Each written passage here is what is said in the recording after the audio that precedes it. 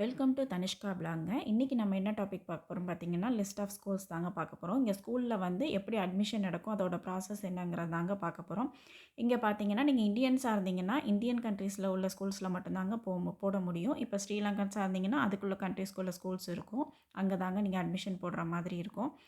அதுக்கப்புறம் பார்த்தீங்கன்னா, என்னென்ன டாக்குமெண்ட்லாம் ரெக்வயர்ட் பார்த்தீங்கன்னா, RP, birth certificate, father and mother RP, passport copies வந்து பார்த்தீங்கன்னா, ஃபாதர், மதர், ஸ்டூடெண்ட்டுக்குள்ளது. அப்புறம் பாஸ்போர்ட் சைஸ் ஃபோட்டோஸ் கையில் வச்சுக்கோங்க ஸ்டூடெண்ட்ஸ்குள்ளது. Previous school mark sheet and TC. India நீங்கள் இந்தியாவோ இல்லை வேறு எந்த கண்ட்ரீஸாக இருந்தாலும் அட்டஸ்டேஷன் மஸ்ட்டுங்க. இங்கே அட்டஸ்டேஷன் வாங்கணும். அதே கத்தாருக்குள்ளே இருந்தீங்கன்னா அது தேவையில்லைங்க.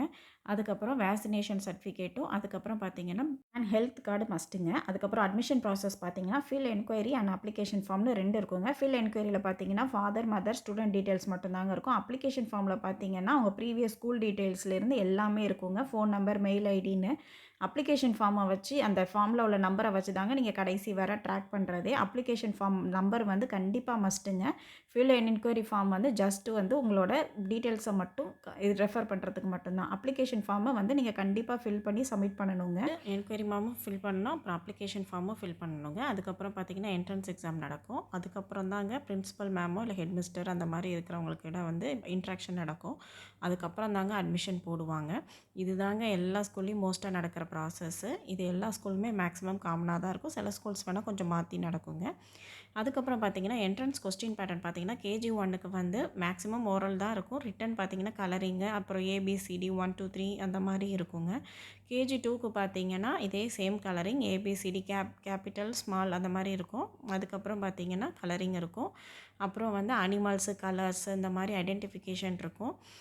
அதுக்கப்புறம் பார்த்தீங்கன்னா அந்த மூன் அந்த மாதிரி இருக்கிறதுக்கெலாம் ஃபஸ்ட் லெட்டர் மென்ஷன் பண்ண சொல்லுவாங்க.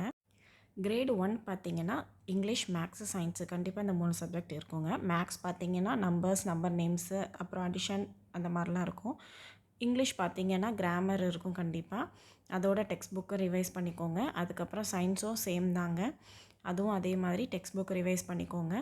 கிரேடு 2லேருந்து 5th வரைக்கும் பார்த்தீங்கன்னா maths, science, English and mother language இருக்கும் கண்டிப்பாக. தமிழ்னா தமிழ் கண்டிப்பாக இருக்கும் சில ஸ்கூல்ஸில். தமிழும் ஒரு தடவை ரிவைஸ் பண்ணிக்கோங்க. அவங்களே என்னென்ன போர்ஷனுங்கிறத உங்களுக்கு மென்ஷன் பண்ணிடுவாங்க. என்னைக்கு எக்ஸாம், எத்தனை மணிக்கு, அப்புறம் வந்து உங்களுக்கு வந்து ஷெட்யூல் போட்டு கொடுத்துருவாங்கங்க. எந்தெந்த எக்ஸாம், எத்தனை மார்க்குக்கு எல்லாமே உங்களுக்கு வந்து ஆட்டோமேட்டிக்காக மெயிலுக்கு அனுப்பி விட்ருவாங்க.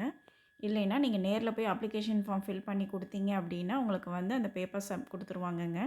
உங்களுக்கு என்னைக்கு எக்ஸாமு, எவ்வளோ மார்க்ஸ்க்கு எக்ஸாமு, என்னென்ன சப்ஜெக்ட்டுங்கிறதையும் உங்களுக்கு கொடுத்துருவாங்க வித் போர்ஷனோட. ஃபீஸ் டீட்டெயில்ஸ் பற்றி தெரிஞ்சுக்கணுன்னா, நீங்கள் எந்த ஸ்கூலில் அட்மிஷன் போட போகிறீங்களோ அதோட ஸ்கூல் வெப்சைட்குள்ளே போனீங்கன்னா ஃபீஸ் டீட்டெயில்ஸ் இருக்குங்க. அதில் வந்து உங்களுக்கு டேர்ம் 1, டேர்ம் 2, டேர்ம் 3ன்னு சில ஸ்கூல்ஸில் 3 டேர்ம்ஸ்க்கு ஃபீஸ் கலெக்ட் பண்ணுவாங்க. சில ஸ்கூல்ஸில் 2 டேர்ம்ஸ்க்கு தான் கலெக்ட் பண்ணுவாங்க. அதில் போனீங்கன்னா உங்களுக்கு ஃபுல் டீட்டெயில்ஸ், ஃபீஸ் டீட்டெயில்ஸ் பற்றி தெரிஞ்சிடும். ட்ரான்ஸ்போர்ட் ஃபீயும் வந்து அதிலேயே வந்து உங்களுக்கு மென்ஷன் பண்ணிடுவாங்க. அதுபடி தான் கேட்பாங்க. எக்ஸ்ட்ராவாக நீங்கள் பே பண்ணுறது பார்த்தீங்கன்னா, புக் ஃபீ, யூனிஃபார்ம் ஃபீ பே பண்ணுற மாதிரி இருக்கும். அது நீங்கள் அந்த ஸ்கூலில் வந்து கேட்டுக்கோங்க எவ்வளோ ஃபீ இருக்குங்கிறத.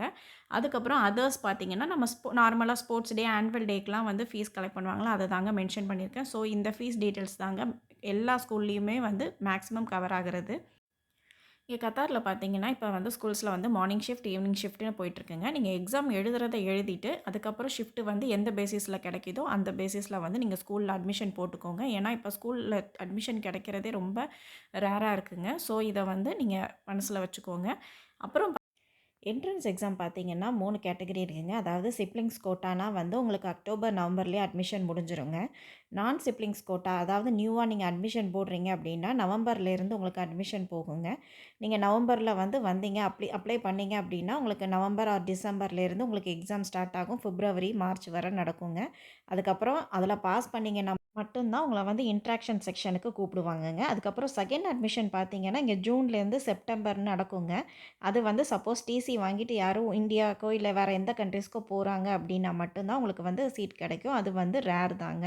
பட் ஆனால் அட்மிஷன் போடணுன்னா நீங்கள் நவம்பரில் வந்து அப்ளை பண்ணி எக்ஸாம் எழுதி அதில் வந்து நீங்கள் பண்ணால் மட்டுமே தான் உங்களுக்கு அந்த இயரில் வந்து அட்மிஷன் கிடைக்கிறதுக்கு 99% சான்ஸ் இருக்குங்க. இந்த ரூல்ஸ் பார்த்தீங்கன்னா, இப்ப அட்மிஷன் நடந்துட்டு இருக்கிறது. அதாவது 26-27க்குள்ள வரப்போற இயர்க்குள்ள அட்மிஷன் டீட்டெயில்ஸ் தாங்க இது. இது வந்து பார்த்தீங்கன்னா, நெக்ஸ்ட் இயருக்கு மாறிட்டே தாங்க இருக்கும். ஒவ்வொரு இயருக்கும் ஒவ்வொரு மாரி அப்டேட் வந்துட்டே தான் இருக்கும். ஸோ வந்து நீங்க வந்து அப்டேட்லயே இருக்கிற மாரி பார்த்துக்கோங்க. ஓகேங்க. உங்களுக்கு வீடியோல வந்து எதுவும் டவுட் இருந்ததுன்னா கமெண்ட்ஸ்ல வந்து கேளுங்க. லைக் பண்ணுங்க, ஷேர் பண்ணுங்க, சப்ஸ்கிரைப் பண்ணுங்க. பாய்.